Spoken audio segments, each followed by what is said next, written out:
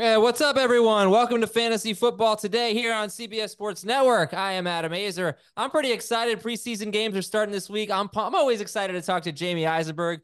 But, Jamey, you're getting upstage today. We got an NFL running back, a former NFL running back here, Robert Turbin, joining us. I'm sorry, Jamey. And I tell you what, man, Robert told me before the show, he played in 4 leagues last year. He went to the championship in 3 of them. Why don't you have that kind of success? I don't have the same knowledge of the league that Robert does, which is why we have him on the show, right? To make us all better and to make our audience better. So we appreciate you being here, Robert. And maybe Adam would shut up and let you talk. Well, thanks for having me. Now, I do have some knowledge of the league, so I appreciate that, but I wouldn't necessarily call myself a fantasy savant or anything of that nature. It was my first year participating in fantasy, 4 leagues, like Adam mentioned, 3 championships. All I'm trying to do this season is prove that that wasn't just beginner's luck. Okay, no sophomore slumps. All right. So I'm going to be leaning on you guys as fantasy veterans per se. All right, to somewhat give me some advice too. Well, Robert, you're in luck because Adam's never finished last in his league, so he's very proud of that. Look at his background. Yeah, man, look at that. I got a draft board behind me. I studied I didn't know if I was talking to Adam or John Snyder for a second. General manager of the Seahawks. Yeah. Yeah, we're all general managers this time of year. We're all getting ready for our drafts. And we got some big topics to talk about today. And we'll start with the Carolina Panthers and rookie running back Jonathan Brooks. So he's not going to play in the preseason. They're hoping to get him back maybe around week 3 or 4. I'm going to give you a buy or sell for each of these. And you know what? We'll get some good insight from Robert, too, because he knows what it's like to come off a torn ACL. But Jonathan Brooks tore his ACL. He had surgery in November. Jamey, buy or sell? We should draft both Steelers and both Bengals running backs before Jonathan Brooks. I'm going to sell, but I'm going to sell that slightly just because I like Zach Moss slightly behind these other guys. But, look, with the Titans running backs, you're getting the situation of we don't know who's going to be the number 1 guy. Last year with the Steelers running backs, we saw the situation where they both sort of cannibalized each other, but were both productive enough that you could start them. And then in the case of the Bengals situation, Chase Brown for me is somebody that's moving quickly up my rankings and Zach Moss falling a little bit behind. But Brooks is sort of a tough one to figure out at this point because not only is he coming off a significant injury that happened last November at Texas, he's also a rookie in a new system, and he's got some guys on his roster that are decent players. They're not the star caliber guys that Jonathan Brooks could be, but Chuba Hubbard and Miles Sanders are going to have their roles and certainly be productive in Dave Canales' offense. So I think if you just take the right approach with Brooks and you understand that if he can be a league winner for you second half of the season, you'll be pretty thrilled about that. If you're taking him to be a contributor for you right away, obviously you're going to be frustrated. Robert, what is a rookie running back? Obviously he's got age on his side, but coming off a torn ACL, he'll be less than a year removed from the surgery if he gets back in the first month of the season or even the first 2 months. What are the challenges and what do you think we can expect from Brooks? The biggest challenge is confidence, believing that you can be the same player, if not better, than you were before, that you can make the same movements, the same sharp cuts, to be able to be explosive the same way that you were before. I tore my ACL in college. Now, I could have came back in 8 months. This was 2010. I tore my ACL. And I could have came back. This was January of 2010. So I could have came back for that season, decided to opt out, take a red shirt, just so I could be sure about myself. So that's the biggest challenge when coming back from an ACL or any injury of that caliber, being sure about yourself when you get back onto the field. But I am going to buy your question. I would take both running backs with the Bengals. I take both running backs for the Steelers. My philosophy as a fantasy GM, I want sure players, meaning that I want players that I know are going to be on the field and performing. We don't necessarily know that with Jonathan Brooks. Once he comes back, he'll be sprinkled in, perhaps in the beginning, but there's no guarantee the second half of the season he'll really spring along and become the number 1 guy, especially when you got guys like Chuba Hubbard and a really, really hungry Miles Sanders determined to come back this season and prove some guys wrong. So I'm going to buy that. All right, let's go to our next big topic here. It's about Justin Herbert. So he has a plantar fascia injury. He'll be in a walking boot for a couple of weeks. Hopefully we won't have any issues with Herbert being ready for week 1. But Jamey, I want to talk about his wide receivers. I looked at some average draft position just from over the weekend in high stakes leagues. I saw Ladd McConkey as wide receiver 40. I think he was going around 82nd overall. Josh Palmer, wide receiver 56. Buy or sell this, Jamey. Ladd McConkey should still be a top 90 pick in fantasy drafts. I'll buy it, but he's, creeping closer to 100 than he is, getting closer to, the mid 80s to the, 80 spot. You got two things at play here. You got Herbert and his injury. And so if something happens to him, do you really want to trust the wide receivers of Easton Stick? I don't. The other thing is we got the report from one of the Chargers beat writers, almost said the Padres, Chargers beat writers, that suggested that Palmer is actually the number one receiver there and not McConkey. And so with Quinn Johnson hopefully bouncing back and playing at a higher level and DJ Chark being part of this receiving core, and we know that they want to run the ball, to invest heavily in McConkey might be a mistake. Now, I was drafting him ahead of guys like Deontay Johnston and even Christian Watson, which was a little bit, concerning for me because I do have the upside of Watson. He's now behind those guys. So he's a faller for me, not just the injury for Herbert, but also the situation of him not being the number one guy there. Yeah, Robert, I'm sure you would have. Oh, go ahead. Go ahead. No, I was going to say, I'm sure you would have loved to have played for Greg Roman. What do you expect from the Chargers offense this year? Well, they're going to be run heavy, like Jamey mentioned. They're going to run the football first, play action, try to open up some things in the back end for their wide receivers, especially because they don't have a sure number one guy or an all-pro guy, at least yet. Ladd McConkey can surely turn into that at some point in his career. And that's why I'm going to sell the question that you're asking about Ladd, being a top 90 pick. I think he's just right outside 90, maybe 95 or a little bit lower, just because of the unsurety of Justin Herbert. That injury, that fascia injury, those can really linger and be impactful for players and their effectiveness on the field. And there's a multitude of wide receivers around the league, teams that have trio of wide receivers that you can choose from. Seattle's a good example of that.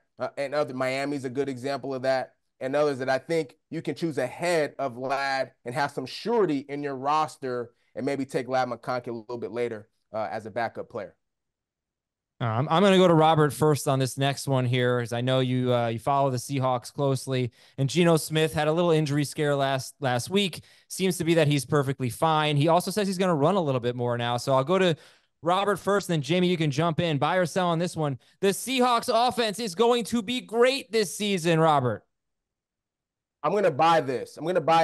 And particularly because of the veteran experience that the Seahawks have on their roster on offense. Now, you take into account the newness that the Seahawks have, Mike McDonald obviously being the new head coach, Ryan Grubb coming in as a new offensive coordinator, but because of the chemistry and the continuity that's already been developed on the guys that you see on the screen, Jackson Smith and Jigba would be included in this. I think the Seahawks offense is going to elevate because of how well these guys know each other. Let's not forget the trio of wide receivers last season, Tyler Lockett, DK Metcalf, Jackson Smith, and Jigba were the only trio of wide receivers with at least 600-yard receiving, 60 catches, and 4 touchdowns within each of them. So I think that they'll take a step forward together this season under Ryan Grubb.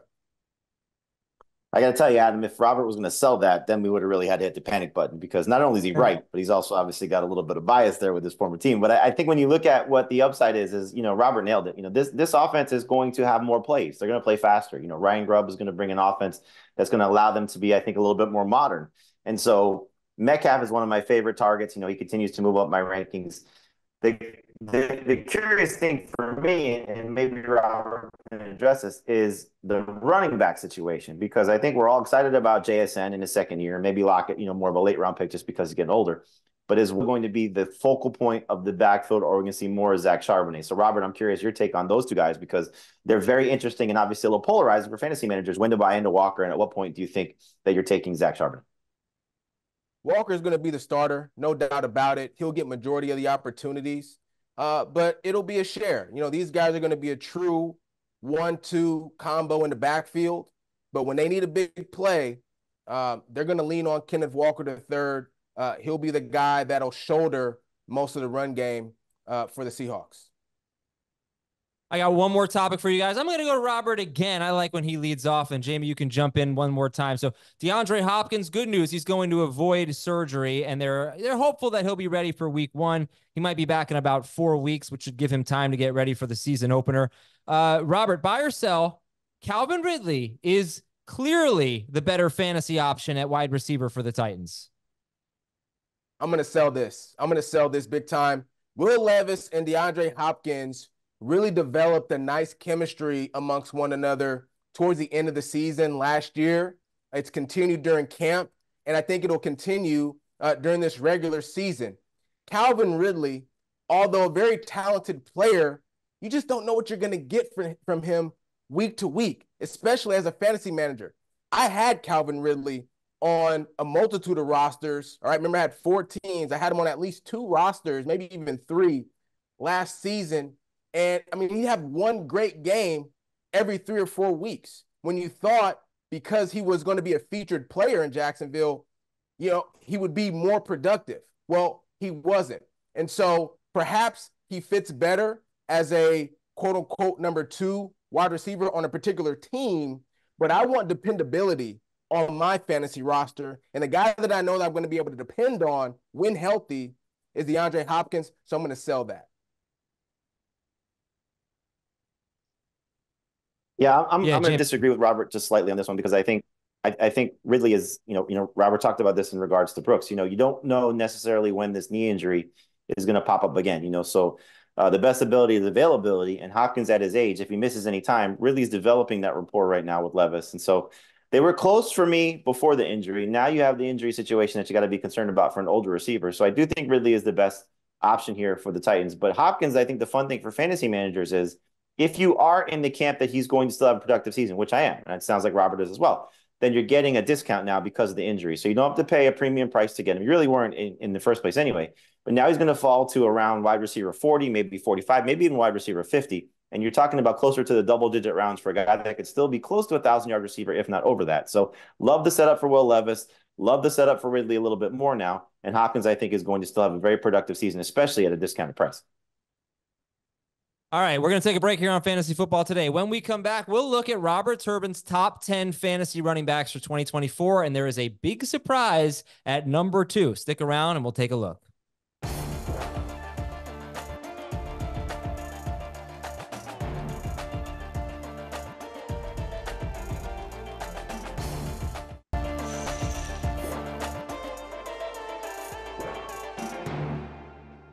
Welcome back, everybody, to Fantasy Football Today, presented by BetMGM. Adam, Jamey, and Robert Turbin here. So who are the top 10 running backs in fantasy? Well, Christian McCaffrey is number 1, but who's number 2? Let's see what Robert Turbin has to say. So we're going to throw up this list here. I'm going to throw it over to Jamey, and Jamey, you get to tell a former NFL running back why he's wrong with his running back.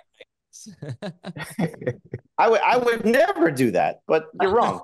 Look, Saquon Barkley is clearly the one that stands out, and I'm excited about him going to Philadelphia. I'm excited about the offensive line upgrade, the quarterback upgrade, everything that comes along with the Eagles by comparison to the Giants. I'm just a little bit concerned at his age. Changing teams at his age has never necessarily been a good thing. And I gotta say, just like our buddy Pete Prisco, you're a little bit too low on Breece Hall. I think he should actually be in the 2 spot. If I would just 7, I would like that probably a little bit more, even though I do like Barkley better than Travis Etienne. But for the most part, though, you got the top 10 guys right. I would just have Barkley a little bit lower and Breece Hall a little bit higher. That's a good argument, Jamey. And I knew there were going to be some question marks about this top 10. First of all, Saquon is not that old. He's younger than Christian McCaffrey. Okay. And that's why I have him at number 2. If you look at the Eagles offense last season, what were they missing? Kind of that third playmaker, right? A.J. Brown, Devontae Smith. And you can say, well, that's a crowded offense. We could say the same thing about Christian McCaffrey, Deebo Samuel, right? Brandon Ayuk, okay? George Kittle. Very similar type offense for the Eagles and Saquon Barkley. I think he'll be utilized a lot more in the passing game specifically, along with the run game, of course. And we'll see some of the things that we saw in the early days when he was a New York Giant, right? So that's why I have him at number 2. It's mostly based on potential as opposed to the production that we've seen in the last couple of years. Now, for Breece Hall got 95 targets last season, 95 as a running back, okay? That's a lot, okay? And that's because he had Zach Wilson and others throwing him the football who had the inability to drive the ball down the field on a more consistent basis, okay? That's not going to happen with a healthy Aaron Rodgers. Breece Hall is certainly going to be a staple in this offense. There's no doubt about that. He's going to get his carries, and he's certainly going to get his targets and his catches. But it won't be 95. So what I'm saying is I think there will be a decline as it pertains to PPR in Breece Hall's performance in fantasy this year due to Aaron Rodgers being healthy and how he plays the game as far as driving the ball down the field. Yeah, let me Robert, go back. I totally agree. I'm sorry. I just want to jump in real quick on Breece Hall. I totally agree that the target is going to come down.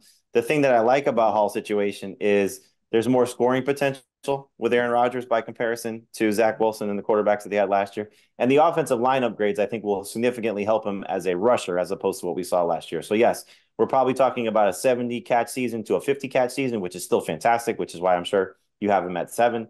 I just think that we're going to see maybe a 2,000 total yard campaign for Breece Hall, which is why I like him at number 2 behind McCaffrey. Yeah. Robert, let me ask you again about Barkley. Sorry to go back to this, but I'll give you a stat that you'll probably like. Saquon Barkley had 6 carries inside the 5-yard line last year. That was all 6 for the New York Giants. They had 6 carries as a team inside the 5-yard line. The Eagles had 30. So I know people freak out and they say, oh, Jalen Hurts is going to run the ball in so many times. Where are the touchdowns going to come from? And you can still get double-digit touchdowns, and we saw it from Miles Sanders next to Jalen Hurts. So it can happen. Mm-hmm. But, you talk about him kind of regaining that old form.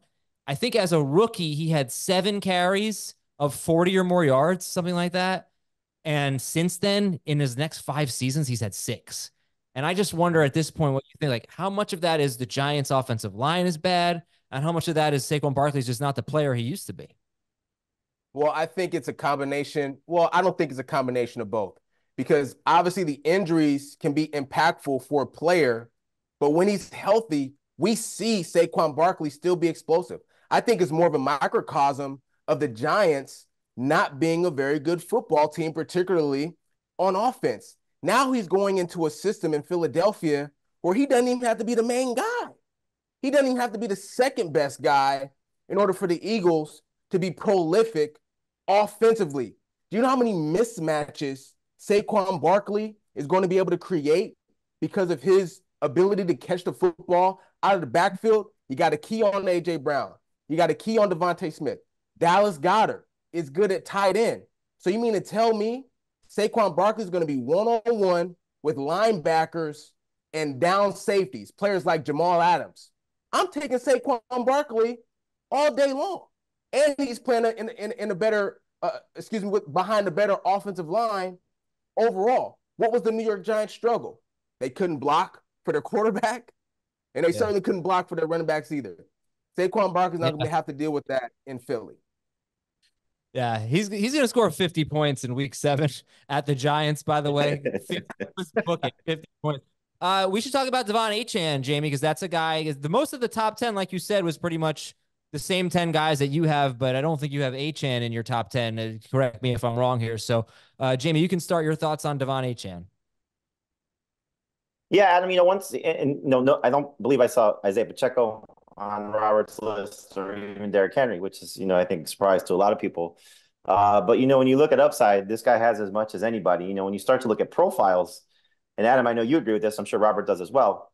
If there was no Raheem Mostert on the Dolphins, forget about Jalen Wright, but no Raheem Mostert, who led the NFL with 18 rushing touchdowns last year, we're probably talking about Devon Achane as a top 3 running back. And if something happens to Mostert, who's 32 years old, there's that potential. Last year, a lot of Achane's production came in, blowout situations. Some of that he was a part of. Some of that, obviously, he benefited from. So can he take this next step as being more of a focal point in this Dolphins offense and being used more as a receiver, which is what you're hearing. And I like the fact that he's bulked up a little bit. So, hopefully that additional muscle will add to the speed and just make him a little bit more complete player. But he's got to stay healthy. He's got to prove that he deserves more playing time. And again, not just in blowout situations.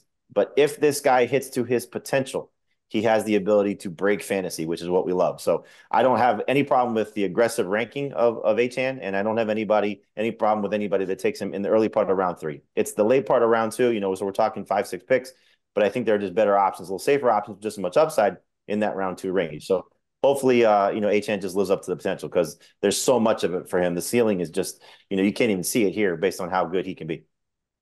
Yeah, that's the key, Jamey. There's safer picks, and I'm a safe guy as a fantasy manager. That's how I draft. But if you draft Devon Achane high as a fantasy manager, can't be mad at that. You talked about Raheem Mostert. Historically, he's had health issues. I mean, he missed time last season. He's missed time as a starting back for the 49ers. So taking Devon Achane, I think, is actually taking him high, I think, is actually wise for a lot of fantasy managers, because at some point Raheem Mostert is going to probably miss some time, and Devon Achane is going to step in, all right, and be the type of back that he was last season when he stepped in, and hopefully even better. Now, you have to be aware of Jalen Wright getting some playing time as well. We'll see how that unfolds. But Devon Achane, a good pick for any fantasy manager. It's going to finish with one quick question. Your top 10: McCaffrey, Barkley, Bijan Robinson, Gibbs, Taylor, ETN, Breece Hall, Achane, Kyren Williams, James Cook. If there's one guy in those 10 that you're worried about just like being a huge bust, oh, this guy could really let me down, ruin my fantasy season, who would it be? I think it's James Cook at 10. Now, he had an extraordinary back half of the season last year. Maybe extraordinary is too strong of a word, all right? But he's also had ball handling issues. He's also had inconsistencies carrying the football. He's also had inconsistencies running the football as far as his vision and things of that nature. And there are some other guys on that roster. I'm huge on Ray Davis, Frank Gore Jr., and undrafted guys, even someone who may be able to step forward, all right, early in his career that may take some carries away from James Cook, or some opportunities overall away from James Cook. So he would be the guy that I'm most concerned about on this top 10 list. I certainly see the concerns. I also understand why you got him in the top 10. I mean, you mentioned it, took off at the end of last season. Joe Brady takes over as the offense coordinator. We saw his numbers pop in the passing game. We certainly saw the way that they changed their offense a little bit. Josh Allen's attempts coming down, James Cook's numbers coming up. I don't think you mentioned Ray Davis. That's not the type of guy I think that should scare people away from James Cook. He certainly could have an impact. And we saw last year the two other running backs score 5 rushing touchdowns, Latavius Murray and Damien Harris combining for 5. So Cook's got to do a better job finding the end zone, only 2 rushing touchdowns last year. But if he can get to that 10 total touchdown range, I think we're talking about a guy that could be north of 1,500 total yards. And I really love the opportunity in the passing game. Over 200 plus targets missing with Stephon Diggs and Gabe Davis gone. And so Josh Allen throwing the ball to James Cook could be a huge factor. So for PPR managers, he's going to be a pretty special talent. All right, we're going to take a break here on Fantasy Football Today. Up next, which players are getting training camp buzz? Will Levis is one of those guys, for example. Should we be moving them up our draft boards? We'll tell you after this.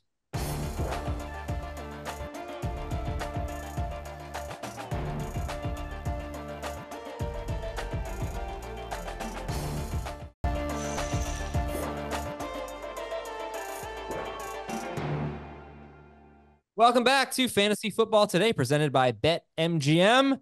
Training camp, finally we can start talking about preseason risers soon, but training camp has been very kind to guys like Will Levis, Rashad Bateman, Malik Neighbors. Man, we talk about Malik Neighbors all the time. So let's, how about we take a look at a list of players who are getting some good buzz, getting the right kinds of headlines during training camp. Are they moving up draft boards? We'll find out. So Levis is one of those guys I mentioned, Jamey. Also Jalen Hurts. I know like Dave made him QB1, but Levis, obviously very encouraging stuff. Malik Neighbors is on there. Rico Dowdle. When you look at some of these guys who are getting buzz in the preseason, who of them have made substantial moves up your draft boards, Jamey? Well, kudos to you following the NFL draft for how high you were on Malik Neighbors, Adam. And, just watching every highlight reel, it's hard not to get excited about him. And so he's gone from a guy that was a wide receiver 3 for me to a top 20 option. And just looking at the potential here, we talked about this on our Fantasy Football Today podcast. Make sure you find out where podcasts are available, that he's got the potential to be a 140 target guy. And so if he's getting 140 plus targets in this offense, while a lot of them may be uncatchable thanks to Daniel Jones or potentially Drew Lock, that volume is going to lead to some great production because we see what he's able to do. And by all accounts so far, he's beating up on the Lions cornerbacks in their joint practice, which started today as well. So it's not just beating up on a terrible secondary that the Giants have. So love the upside of Neighbors. And again, moved him from, right around wide receiver 30 to wide receiver 19 and could continue to move him up even more. He's just got that much upside. And I'm very excited when I draft him in a lot of my drafts so far. A guy for me that has moved up my draft board just slightly, not a lot, because it feels like there's been some inconsistencies in camp for him, but it's Jameson Williams for the Detroit Lions. And this is really important for Detroit because, who's going to be the second guy to Amon-Ra St. Brown? And Jameson Williams got a lot of hype going into training camp. All right, he's getting some hype now that training camp is going along, but you're also hearing him dropping the football and things of that nature. And that's what we saw from him a little bit last season. So it's the consistency aspect of it that has me a little bit concerned still, but he is creeping up my draft board as a guy that could potentially, come off the bench. If there's an injury, I'm confident that he could be a wide receiver 2 or 3 as far as my fantasy lineup is concerned as we go along to the season. But I'm going to be paying attention closely to Jameson Williams, especially as the preseason unfolds. I want to get both of your takes on Devontae Smith because he is apparently just having a tremendous training camp. I don't know if the Eagles defense came to training camp or if they're having their own private session because Jalen Hurts, Will Shipley, Devontae Smith, like everyone looks great. But, I remember this time last year, it was Brandon Ayuk, right? Everybody was talking about the Brandon Ayuk. Everybody on the Niners was talking about Brandon Ayuk. And you looked at it and you go, hey, I don't know. They got McCaffrey, they got Debo, they got Kittle. How can Ayuk really break out? Well, I'm wondering if Devontae Smith is going to take that leap and if that just means a better season from Jalen Hurts because he had a much better passing season in 2022 than he did in 2023. But, Jamey, I'll throw it to you first. Because Devontae Smith, I feel like his ceiling is kind of capped unless Goddard or A.J. Brown gets hurt, but perhaps we need to rethink that. Maybe he can just have that special season. He absolutely can, Adam. And last year was frustrating because he did take a step back. I think a lot of people thought, okay, 2022, he benefited when Goddard missed that stretch of games with his forearm injury. Then we saw last year he struggled a little bit, then took off again once Goddard was injured. So you not only have to hope that he can take that step forward, which it sounds like that's going to be the case. Remember, we had the conversation a lot this offseason. Who benefits the most in Kellen Moore's system? And we thought, okay, A.J. Brown is still the alpha. No doubt about it. He's going to get a boost no matter what. But maybe Devontae Smith's natural boost that comes in just a more pass-friendly system is just going to help an elite talent get that much better. Now, you said maybe he's not going to produce at the level that we want to see from those megastars, barring an injury to A.J. Brown or Dallas Goedert, but it's out there as well. And so should any of those guys miss time, and again, it's been Goddard the last 2 years, then you have a top 10 receiver on your hands. So I feel like I have him ranked too low, and he's inside the top 24, obviously just outside the top 20. And so it's just a matter of a numbers crunch. There's so many great wide receivers. So when you draft, you don't necessarily have to prioritize running backs. Sorry, Robert, I know you like that position, but you don't have to prioritize running backs. You take these elite wide receivers and then you sort of backfill your running backs. Why we talk about hero RB or zero RB. Get players of Devontae Smith's caliber on your team. They may be ranked as wide receiver 21, 22, 23, but they can still be a top 36 overall pick. He's got the potential to be one of these game wreckers, especially, again, if somebody in front of him gets hurt. Devontae Smith is going to be an absolute steal for fantasy managers who draft him in this year's draft. Absolutely. Let's not forget, okay? And this is nothing against Brian Johnson, who was the offensive coordinator last season for the Philadelphia Eagles, but they've got Kellen Moore, okay, as their offensive coordinator now, all right, who's changed the dynamic of this offense and really just gotten back to the basics, which is exactly what this team has needed. You're going to see Jalen Hurts under center a lot more. They're going to utilize their play action a lot more, especially because they've got Saquon Barkley now. And what is that going to do? That's going to open things up for Devontae Smith. And let's just talk about Devontae Smith for a second about who he is as a player. When there was distress between, Jalen Hurts, A.J. Brown, this offense last season, you know who the one constant guy was that was available, that was going to be there? That's DeVonta Smith. And again, I'll reiterate, when I draft my team, it's all about dependability for me. DeVonta Smith is certainly a guy that you can depend on week in and week out. I think Kellen Moore is going to put him in position to be very successful.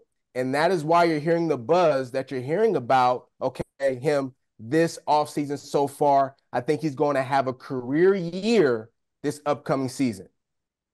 All right, real quick follow-up for both of you guys. Would you rather have DeVonta Smith or George Pickens? DeVonta Smith. Yeah, I lean Pickens on that one. I lean Pickens on that one just because if he hits, he's going to be an absolute star. So Smith, I think, will need an injury to one of the other two guys to get to where Pickens can potentially get to this year, but they're both in the same range. Go ahead, Robert. I want to hear why you're so passionate about this. Of course, it's DeVonta Smith, right? Oh man, I think George just has a lot more to prove still as a young football player in this league. Earlier I talked about Calvin Ridley, who's more of a veteran, but I talked about him being on my team as a fantasy manager, the inconsistencies that I would get from him week to week as far as point production. George Pickens falls into that same category for me. Is he really ready to be a number one wide receiver? Because it's hard, man. You're going to see double coverages. You're going to see brackets. You're going to see all type of different looks from teams. This is why I think the Steelers need to be as aggressive as heck to try to get Brandon Ayuk or another veteran wide receiver to come in to supplement George Pickens. Because him by himself, he's a talented wide receiver, but he hasn't taken that step yet. Maybe it'll be this season. Maybe Russell Wilson helps that. Maybe Justin Fields helps that. But right now, I know exactly what I'm going to get from DeVonta Smith and the trajectory that he's on as far as his full potential as a player in this league. Well, love the passion. I love it. All right, listen, we are going to have to rely a little bit on older running backs this year. Christian McCaffrey as the number one overall player. Derrick Henry, Alvin Kamara, James Conner, Aaron Jones. Raheem Mostert could be on this list as well. How much of these guys have left in the tank? We'll talk about that when we come back on Fantasy Football Today.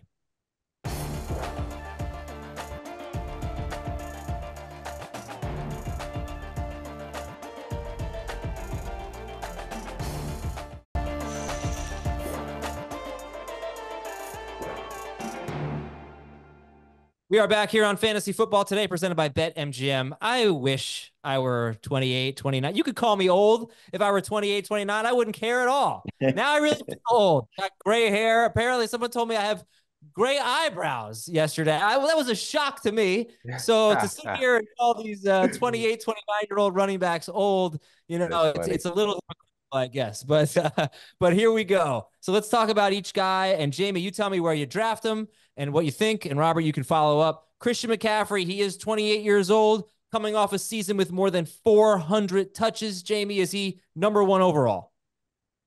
He is, and there are some concerns. You mentioned the workload and the age. And, this is typically the time when we start to see these guys start to break down. But you hope that, McCaffrey, the way that he's adjusted to his previous injury problems, his injury woes, he's sort of come through that clearly with flying colors, that he can continue to build off that. The only thing that would make me scared of McCaffrey number one overall at this point, honestly, will be a Trent Williams holdout into the season. Because if he doesn't have Williams, that makes me nervous. The age, the workload is a concern, but not enough to scare me from number one overall. Yeah, with Trent Williams there, that left side is almost guaranteed when you give Christian McCaffrey the football as pertains to short yardage situations and just a positive gain overall. But there's no doubt about it, 1,000%, Christian McCaffrey is the number one overall pick. And the 49ers have mentioned lightening the load for Christian McCaffrey, leaning on some of those other running backs a lot more, especially early on in the season, all right, to keep Christian McCaffrey not only healthy, all right, but upright so that he's at his full strength come those really important games, the second half of the season, and obviously the playoffs. So Christian McCaffrey, no doubt about it, number one overall. All right, Derrick Henry. I'm just going to say I will not have a lot of Derrick Henry on my teams. I think this guy's going way too early. He's 30 years old. He doesn't catch passes. He has more than 2,000 carries in his career. He's clearly not as good as he used to be. I mean, maybe he can turn back the clock, but this is great. This guy's 30 and he's got all this work behind him. Jamey, you're more bullish on Derrick Henry. You know, when the aliens come to Earth and they say, "What is this football game that you play? And what is this? What's the best way to build a player?" You're going to look at Derrick Henry and say, "This is the running back that is going to fight the aliens because he's the only one that is built to last, and I think still durable enough that can destroy anything." And so I'm done doubting Derrick Henry. You know, Adam, I've had my fair share of when he was 26, when he was 27, when he was 28, when he was 29. He's going to break down. He's going to struggle. He did have the foot injury a couple years ago, and clearly that was a problem. But the thing that I can't get past is, yes, he's old, and yes, he's coming off a disappointing season. But when you break it down to wins and losses and how he performed last year when the Titans were winning 6 games versus when they lost the 11 games, he was over 20 PPR points per game in the wins. That's not catching passes. That was been a terrible offensive line with a terrible quarterback situation. He now has the MVP on his side, so you have to worry about the threat of what Lamar Jackson can do. And you have this offensive line upgrade from what the Titans were a year ago. Titans offensive line this year may be better than the Ravens offensive line this year. But I think what Henry should be able to do on a John Harbaugh team that's averaged 10 wins per game in his tenure there in Baltimore. So if they win 10 plus games, which is almost a certainty if everybody stays healthy, I think Derrick Henry is going to be a 20 touchdown caliber player and rush for 1,500 plus yards. And that puts him in round 2. Quarterback upgrade, offensive line upgrade. Let's not forget, Derrick Henry, everything was on his shoulders in Tennessee. You don't got to do that in Baltimore. That's only going to open things up more for Derrick Henry. I think he's still a top pick. So, I dropped him top 25. Okay. I'll tell you one guy I do draft a lot. I did just about an hour ago in a mock draft, Alvin Kamara. He's also 29 years old. I want to go to Robert first on this one because there's a stat I give about Kamara that I want to get your take on. He's now gone 3 straight seasons without a carry longer than 30 yards. That's terrible. It doesn't really bother me because I think the catches are what's going to make him. But what do you think about that for Kamara? It's concerning. It's concerning. Here's the thing about running backs, and I'll try to keep this short, but some running backs are meant in a 2-back system. That's where they thrive, right? Alvin Kamara's, best years was when he was paired with Mark Ingram. Then they tried to make him the number 1. That's where we started to kind of see a decline from him individually. You got Jamal Williams over there. He was injured last season, but hopefully he can bring some production into this offense because I think that'll open things up more for Alvin Kamara and take the load a little bit off of his shoulders, which I think would lead into more production. You got to have that other guy that can sort of break down the defense, give those body blows, as we would say in boxing, so it can open up some space for Alvin Kamara to do what he does and utilize his special skill sets from that matter. I'm concerned about the Saints. They're a little bit inconsistent offensively, but Alvin Kamara, as long as Jamal Williams is healthy, I think can give you the type of production that he's always been able to give you in fantasy. So 2 things that I love, Clint Kubiak coming to the Saints from the 49ers, so maybe using Kamara a little bit like Christian McCaffrey, especially in the passing game. And you look at this receiving core, very incomplete behind Chris Olave, Rashid Shaheed, not exactly the best 1 and 2. So Kamara's role in the passing game should still be solidified. Offensive line could be a disaster for the Saints right now. So that's a huge concern for him. Plus you factor in his age. So I think he's appropriately priced, around 4 pick. So hopefully the role in the passing game is there. Taysom Hill, Jamal Williams, those guys will still some rushing touchdowns, which you don't love to see. But I can still see Kamara's role in the passing game being solidified. I got one more question for both of you. We'll start with Jamey. I'm going to give you 4 running backs who are 29 or older, and you tell me if you think they have another great season left in them. James Conner, Aaron Jones, Austin Eckler, and Raheem Mostert. Do James Conner, Aaron Jones, Austin Eckler, or Raheem Mostert have another great season left in them? Jamey, you go first. The one that I would gravitate toward gravitate toward first is James Conner, just because I'm excited about the Cardinals offense. I think, Kyler Murray being healthy and the weapons that they added will help Conner, but you got Trey Benson there, so that could be a problem as well. So great season for any of these guys is probably no. Conner coming off his first 1,000-yard season. I think he takes a little bit of a step back there, and the passing game work was a little bit tough to trust last year. So I'll say no across the board to all these guys, but the one that I would target first would be Conner easily. Yeah, he's easily the guy that I would target first as well. James Conner, very productive for the Cardinals last season, who didn't have a lot. And so now you got a healthy Kyler Murray, obviously Marvin Harrison Jr. in the draft, some other players that they've brought in free agency to be able to take the pressure and the load off of James Conner, which I think, again, similarly to other teams, will open up things for James Conner to be successful and potentially be healthy throughout the entire season, which is something that we haven't seen. That would be the only sort of, hesitation that I would have for James Conner is his health issues. But I think overall, he's in line to have another impactful season. Up next on Fantasy Football Today, one more segment, and we're going to hear from you. We're going to end the show with Fill in the Blank coming up next.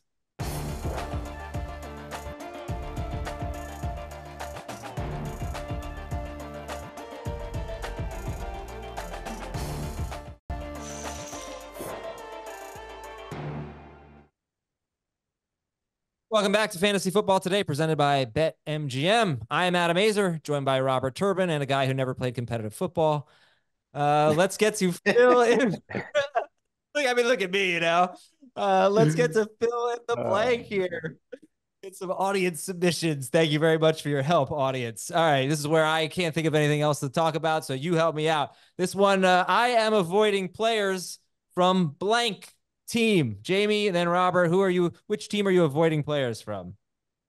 It's starting to feel like the Chargers at this point, with Herbert getting injured and McConkey not necessarily establishing himself as the number one guy. Like, he'll take some of the players at a discount, Edwards, Dobbins, even Palmer, but I don't have a problem if I miss any Chargers this year. Yeah, I'm going to stay in the AFC West. I debated between the Raiders and Broncos, but I'm going to go Broncos. Just the unsurety at quarterback right now, who's going to be the starter. It could change midway throughout the season. For that reason, it's the Denver Broncos. Yeah, I'll stay in the AFC West too. I'm not into the Chiefs so much this year. They're overrated. Let's go to a Davante Adams fill in the blank. I believe we have next. Davante Adams will finish as a top blank wide receiver ahead of blank and right behind blank. Jamey, where's Davante Adams in your rankings? Just inside the top 15, outside the top 12. So I'll say top 15 wide receiver ahead of Mike Evans and right behind, let's go Malik Neighbors having a top 12 finish. I said top 20, right ahead of Chris Olave, perhaps right behind Christian Watson. That's where I've got him ranked this season. I don't really have confidence in the quarterbacks for the Raiders right now. All right, next up from Daddy O. For some reason, I keep drafting blank on almost every team. It's probably Kamara for me. How about you? This one. Okay. I keep drafting Kyler Murray. It's just hard to get away from what he could be this year. Joshua Palmer. All right. Not a wide receiver 1, not even a wide receiver 2, but a guy who is sneakingly productive, all right, every week on your team. Not every week, but most weeks. I've had him on my fantasy, Joshua Palmer. Yeah, all right, let's see if we can squeeze in one more. Blank Bengal running back will score more points for this season. Jamey? Chase Brown. Zach Moss. All right. The answer to that previous one for me, I did have a lot of Zach Moss on my team. I've been pretty spooked by it, but I want to thank everybody for tuning in and watching Fantasy Football Today. Robert Turbin and Jamey Eisenberg, great stuff. We'll see you tomorrow at the same time, same place. I'm Adam Aizer. Have a good one, everybody.